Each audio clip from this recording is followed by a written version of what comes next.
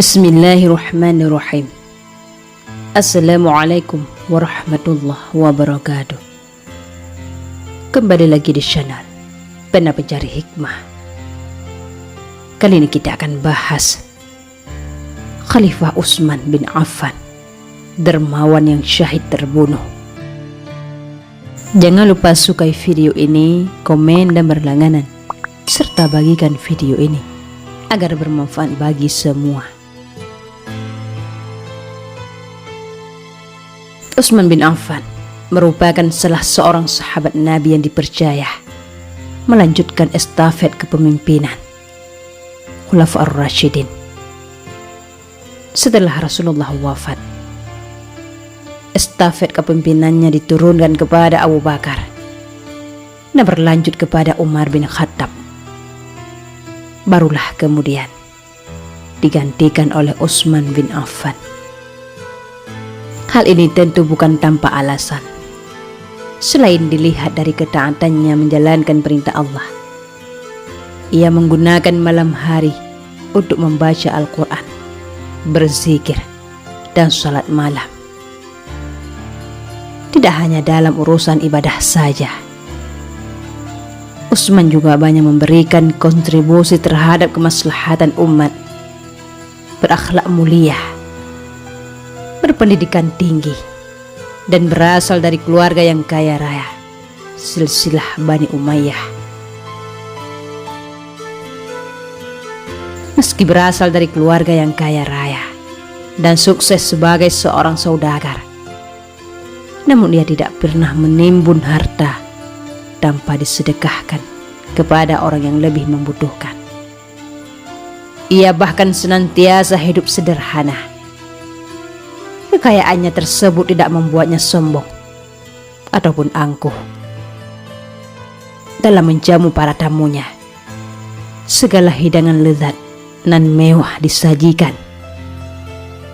Namun dalam kesehariannya di rumah, ia terbiasa dengan hanya makan roti yang dibalut minyak. Utsman bin Affan memiliki julukan Dzun-Nurain, atau yang biasa diartikan pemilik dua cahaya. Julukan tersebut disematkan kepadanya dikarenakan Utsman menikah dengan dua putri Rasulullah Sallallahu Alaihi Wasallam, yaitu Ruqayyah dan Ummu Kalsum. Utsman bin Affan pertama kali menikah dengan Ruqayyah, yang sejatinya telah bercerai dengan Utbah, yang merupakan anak dari Abu Lahab. Perceraian antara Ruqayyah dan Utbah tersebut disebabkan karena desakan Abu Lahab dan istrinya. Setelah resmi bercerai, kemudian Rasulullah menikahkan Ruqayyah dengan Utsman.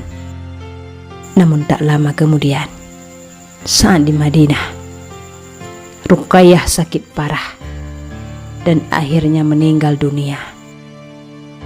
Utsman pun sangat sedih ditinggalkan oleh istri yang sangat dicintainya tersebut. Selama Ruqayyah sakit, Utsmanlah yang merawat Ruqayyah dengan sabar dan penuh kasih sayang. Bahkan pada suatu ketika, Rasulullah Sallallahu Alaihi Wasallam menyerukan perintah perang. Utsman dihadapkan oleh dua pilihan yang sangat sulit. Di satu sisi, ia ingin ikut serta berjihad. Namun di sisi lainnya, ia juga tidak tega meninggalkan istrinya yang sedang sakit parah. Akhirnya, Rasulullah memerintahkan agar Utsman kali ini tidak ikut berperang. Ia tetap mengurus Ruqayyah dan menemaninya hingga ia wafat. Setelah Ruqayyah wafat, Rasulullah kemudian menikahkan Utsman dengan adik Ruqayyah, yaitu Ummu Kalsum. Pernikahan Utsman dengan Ummu Kalsum tidak berlangsung lama, karena Ummu Kalsum pun juga meninggal. Kisah kedermawanan Utsman bin Affan. Pernah ketika Rasulullah masih hidup, Suatu ketika, dilanda kekeringan yang mengakibatkan sumur di wilayah tersebut kering. Para penduduk pun menjadi kekurangan air. Namun kala itu, masih ada sebuah sumur milik orang Yahudi terdapat air. Mengetahui hal tersebut, kemudian Rasulullah bertanya, "Siapakah yang mau membeli sumur milik orang Yahudi itu? Allah menyediakan surga bagi orang yang melakukannya." Saat itu pula, tanpa pikir panjang dengan sukarela Utsman bin Affan menjawab, "Ya Rasulullah, aku bersedia membeli sumur itu." Dengan demikian, kaum muslim dapat memanfaatkan air yang ada di telaga itu. Selain itu, kisah kedermawanan Utsman juga terjadi pada masa pemerintahan Khalifah Abu Bakar radhiyallahu anhu. Pada masa itu, penduduk Madinah mengalami kelaparan yang disebabkan karena dilanda kekeringan yang panjang. Hal tersebut pun sampai di telinga Khalifah Abu Bakar. Khalifah Abu Bakar pun meminta agar para penduduk Madinah bersabar dan berharap Allah segera memberikan kemudahan serta diberikan jalan keluar. Ternyata kabar kelaparan penduduk Madinah tersebut juga telah sampai di telinga Utsman. Pada keesokan harinya, kafilah niaga Utsman bin Affan pun didatangkan ke Madinah dengan membawa 1000 unta. Masing-masing unta tersebut membawa bahan-bahan makanan yang dibutuhkan oleh penduduk Madinah. Para pedagang lain di kota Madinah kala itu pun menemui Utsman bin Affan. Salah seorang pedagang menawarkan kepada Utsman bahwa harga barang yang biasanya dihargai 1 dirham akan dibeli dengan harga 2 dirham. Namun Utsman menolaknya. Tidak mau kalah, pedagang lain pun menawarkan harga yang jauh lebih tinggi. Namun lagi-lagi Utsman tetap menolaknya. Para pedagang terus memberikan tawaran yang lebih tinggi hingga harga menjadi berkali-kali lipat. Para pedagang berkata, "Tidak ada pedagang yang memiliki kemampuan membeli seperti kami. Siapakah pedagang yang mampu memberi keuntungan lebih besar daripada kami?"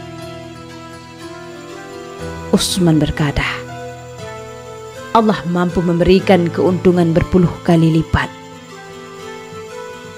Ternyata kedatangan Utsman bin Affan beserta kafilah niaganya tersebut bermaksud untuk memberikan barang dagangannya bagi penduduk miskin di kota Madinah sebagai sedekah. Walhasil, pada hari itu, kebutuhan dasar seluruh fakir miskin di kota Madinah tercukupi dan mengobati kelaparannya.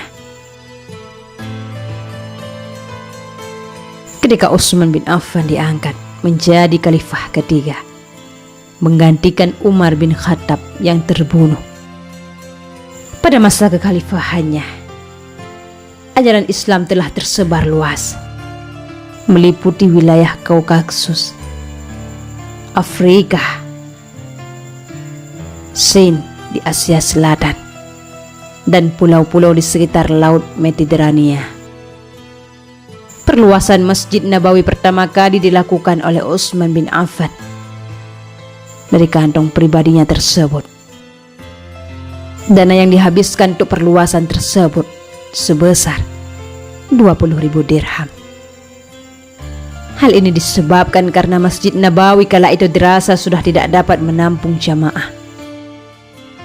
Tidak hanya itu, peristiwa bersejarah lainnya seperti kodifikasi atau pengumpulan mushaf Al-Quran juga terjadi pada masa pemerintahan Utsman bin Affan. Suatu ketika, Hudzaifah bin Al-Yaman sepulangnya dari perang di Armenia merasa bahwa ia harus secepatnya menemui Khalifah Utsman. Hudzaifah menyampaikan kekhawatirannya tentang perbedaan cara membaca Al-Quran di kalangan umat Islam di berbagai wilayah. Hudzaifah pernah mendapati umat muslim membaca Al-Quran disesuaikan dengan logat masing-masing wilayahnya. Hal itu menyebabkan perselisihan di antara mereka. Mendengar laporan tersebut, kemudian Khalifah Utsman bin Affan memutuskan untuk melakukan kodifikasi atau pengumpulan mushaf Al-Quran. Hal ini pun didukung oleh para sahabat lainnya. Utsman memerintahkan untuk menjalin lembaran-lembaran Al-Quran dalam satu mushaf. Mushaf hasil kodifikasi inilah yang sampai saat ini dibaca oleh kaum muslimin seantero dunia. Sejarah kelam terbunuhnya Utsman merupakan salah satu rentetan sejarah Islam yang kelam. Peristiwa tersebut tidak terlepas dari banyaknya fitnah yang menimpa Khalifah Utsman bin Affan. Dampak peristiwa tersebut bahkan berlanjut ke generasi selanjutnya. Pada masa awal pemerintahan Ali bin Abi Thalib misalnya, tuntutan untuk segera menjatuhi hukuman atas para pembunuhnya sangatlah kuat. Namun belum ada bukti yang kuat dan valid yang menjurus pada nama-nama daripada pembunuh tersebut. Saling tuduh pun tak terelakkan antara pihak Ali maupun pihak Thalhah Az-Zubair. Masing-masing menuduh bahwa salah satu di antaranya pasti merupakan dalang dari kasus pembunuhan Utsman bin Affan. Bahkan ditemukan dalam literatur kesejarahan yang menyebutkan bahwa Ali sebagai pembunuhnya. Di dalam suatu riwayat, Al-Qalhati membagi 3 kelompok umat Islam pasca pembunuhan Utsman bin Affan. Pertama, kelompok pembunuh Utsman bin Affan seperti Ali bin Abi Thalib, beberapa sahabatnya, penduduk Madinah dan Muhajirin dan Ansar. Kedua, kelompok yang netral, yakni yang tidak berpandangan mengenai perlunya membunuh Utsman atau tidak. Sa'ad bin Abi Waqqas, Abdullah bin Umar, Muhammad bin Maslamah, dan Usamah bin Zaid termasuk kepada kelompok kedua ini. Ketiga, kelompok yang menuntut keadilan bagi Utsman bin Affan. Mereka ini seperti Thalhah bin Abdillah, Az-Zubair bin Al-Awwam, dan Muawiyah bin Abi Sufyan. Kelompok pertama disebut sebagai ahli istiqamah. Kelompok kedua disebut sebagai ahli kegamangan. Dan kelompok ketiga disebut sebagai kelompok Al-Utsmaniyah. Ketiga pendapat tersebut ditolak oleh kalangan Sunni dan Syiah. Kalangan Sunni dan Syiah justru berpandangan bahwa Ali lah yang berperan membantu melindungi Utsman bin Affan. Sedangkan di suatu riwayat yang lain, bahwa para pembunuh Utsman bin Affan merupakan salah satu elemen pendukung kekhalifahan Ali bin Abi Thalib. Intinya, mereka adalah orang-orang yang bersembunyi di balik pemerintahan Ali bin Abi Thalib. Demikianlah sejarah singkat mengenai sahabat Utsman bin Affan. Sejarah kekhalifahan seperti ini memanglah harus diketahui oleh umat muslim. Tidak dipungkiri juga, di zaman sahabat beberapa kali terjadi peristiwa kelam yang menyayat hati. Mulai dari fitnah, intrik politik kotor, sampai pembunuhan. Hal ini sekaligus menjadi pengingat untuk diri kita, agar dapat selalu mengambil hikmah dari suatu peristiwa tersebut. Wallahu a'lam bishawab. Mudah-mudahan ini bermanfaat bagi kita semua. Assalamualaikum warahmatullahi wabarakatuh.